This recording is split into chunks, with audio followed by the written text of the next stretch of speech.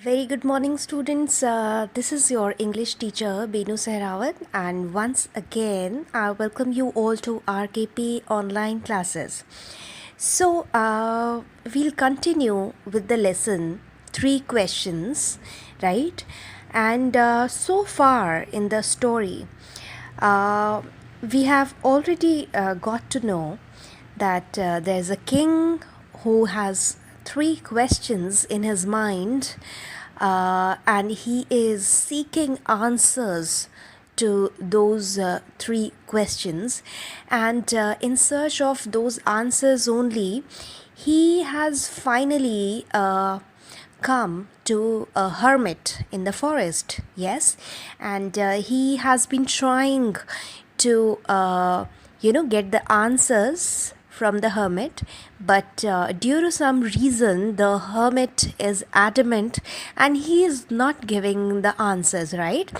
So in the last part 2, we got to know that there was somebody, a person who came running towards the hermit's hut. Yes, so now let's see what is there next in the story. All right, so I hope you all have opened your books uh, at page number 10, and we'll start with part 2. All right. Okay. The king turned down and saw a bearded man running towards them. Now, because see, hermit was the first person who saw the man running towards them, and when hermit said, see, somebody's coming towards us, that was the time when the king turned round, right? He just turned round because he must be at the king's back, right? So he turned round and he saw a bearded man. Bearded is when somebody has beard on his face. You can see here, this is called beard, right? This is called beard, and if somebody has beard, we call that he had a bearded face. A bearded face, in that case it becomes an adjective. All right, wonderful. All right, so now his hands were pressed against his stomach, from which blood was flowing. Now, beta, if I have a pain, all right, if I have some sort of pain in any of my body part, what happens? It's very natural that we try to press that part, because it gives us a relief from the pain. So the same thing happened with the man here. There was a blood coming from his stomach, so his hands were pressed against his stomach. Now, when he reached the king, he fainted and he fell to the ground. Now, the moment he reached there to the king, he got fainted. He got unconscious. Now, what is faint? Actually, maybe out of weakness, or maybe much of the blood, it had already flowed out, right? So that was the reason. Because of weakness, he felt unconscious on the ground. The king and the hermit removed the man's clothing and found a large wound in his stomach, right? The king washed and covered it with his handkerchief, but the blood would not stop flowing. The king redressed the wound until at last the bleeding stopped. Now, when he felt on the ground, so the king and the hermit, they removed the man's clothing, of course, because they wanted to know what was wrong with the man, right? And what did they find there? They found a large wound. Now, what is wound, beta? Suppose you hurt yourself on your knee, right? You were walking and by mistake you hurt yourself on the knee. Now if you get hurt and something pricked in your knee, that area, I mean the spot where it is paining the most, that is called your wound, right? So you can see here in the picture, here it's the wound here, because this is the area which was which was hurting, and where maybe with the help maybe with the weapon or something pointed, he had been attacked. So that is called wound. Now the moment they saw it, then what did the king do? He washed and covered it with his handkerchief, right? And they cleaned the wound, and then they redressed it. Okay, they put a bandage there, and finally they were able to stop the bleeding. So that was a good news, that everything was under control now. The man felt better and asked for something to drink. Now, of course, the bearded man, after his wound was washed and dressed by the king, so of course, for obvious reason, he felt better now, right? And then he also asked for some water or something to drink, right? The king brought fresh water and gave it to him. By this time, the sun had set and the air was cool, right? So it was already evening by now. The king, with the hermit's help, carried the wounded man into the hut and laid him on the bed. Right now, you see, beta. So because it was already evening, late evening, so with the help of the hermit, the king, they carried him inside the hut and they laid him on the bed. Now beta, this is laid. Okay, that means they put the bearded man on the bed in horizontal position, all right, so that he could rest for some time. The man closed his eyes and lay quiet. Now you see again here something similar. Lay. Now this is lie, lay and lain. Okay, lie, lay, lain. It means he himself, he kept himself in a rested position. He kept himself in a horizontal position. When we lie down to rest, to take some rest, that is called lie, lay and lain. The king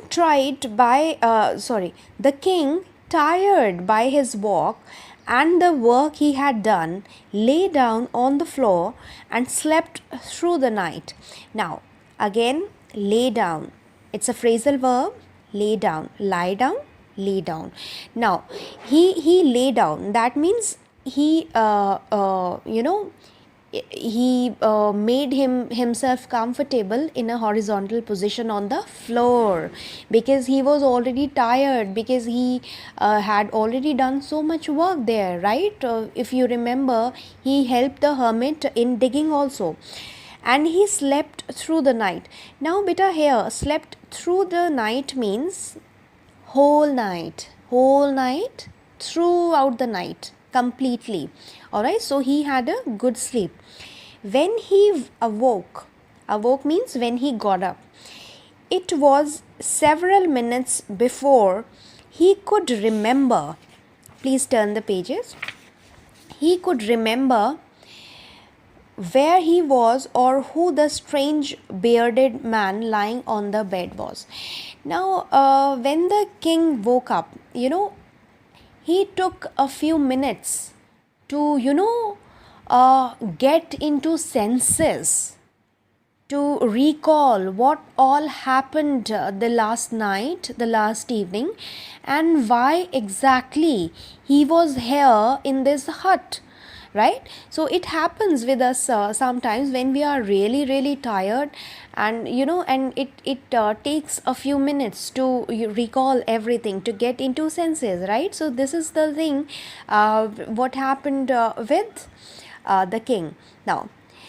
And when he saw the bearded man also, he who was lying there beside him, right? And the moment he saw and he recalled everything, he what did he hear? "Forgive me," said the bearded man in a weak voice when he saw that the king was awake. So the moment the bearded man saw that yes, now the king is awake, so he said, "Please forgive me." And then the king was really surprised. He said, "I do not know you and have nothing to forgive you for." Of course, when we do not know somebody, right, beta? When we do not know somebody and suddenly the person comes and, asks us for forgiveness, of course, we will be shocked, like we do not know even the person, and what is he asking for? I mean, what is the forgiveness for, right? So the same thing happened with the king as well. "You do not know me, but I know you. I am that enemy of yours who swore revenge on you because you put my brother to death and seized my property." Now the person, then he tells the king that, "I am your enemy." And why was the bearded man on this term with the king? Why? Because the king had put his brother to death due to some reason, right? And he also confiscated, he also snatched their property, right? So he had a big reason to hate the king for, right? "I knew you had gone alone to see that hermit, and I made up my mind to kill you on your way home. But the day passed and you did not return, so I left my hiding place and I came upon your bodyguard, who recognized me and wounded me. I escaped from him, but I should have died if you had not dressed my wounds." Now he told that, "I had this information that you are coming to the hermit to meet him, and I thought it was a good opportunity to kill you when you come back, and when you are going back to your palace, right? But as we know that the hermit got the king got late because he did not get the answers of those three questions.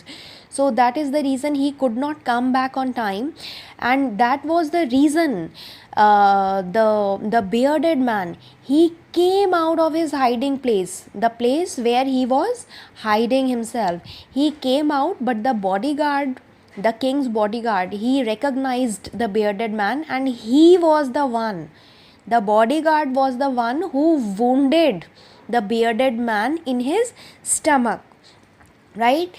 And then he says that, I came here to kill you, but actually it's very surprising that it's only because of you that, I am alive today, because you saved my life, right? Because as you know, the king was the one who washed his wounds and dressed him, right? "I wished to kill you, and you have saved my life.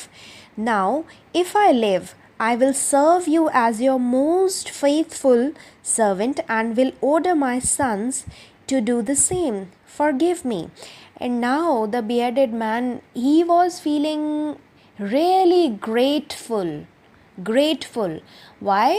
Because the king had actually unknowingly, he saved his life, and the bearded man owes his life to the king now, right? And he says, "If I remain alive, I will be your most faithful a servant, and I will also tell the same to my family members, to my sons, to do the same and remain faithful to you throughout their life. The king was very happy to have made peace with his enemy so easily and to have won him over as a friend. Now, when the king heard all of this thing, he got really happy that, I had an enemy who is no more an enemy to me, and I have got a friend in him, right? He not only forgave him but said he would send his servants and his own doctor to look after him, and he promised to give back the man his property. And then, because everything was resolved now, so the king promised to return the property, and he also said that, I will send my doctor to you to look after you, right? Okay, leaving the wounded man, the king went out of the hut and looked round for the hermit. Before going away, he wished once more to get answers to his questions. Now, everything was sorted out, right? And the king thought, now it's the time that I should leave, right? So he thought of leaving. So he was talking to the wounded man inside the hut. So he left him for a moment, and he came out, so that he could, for the last one time he could ask the hermit for the answers, right?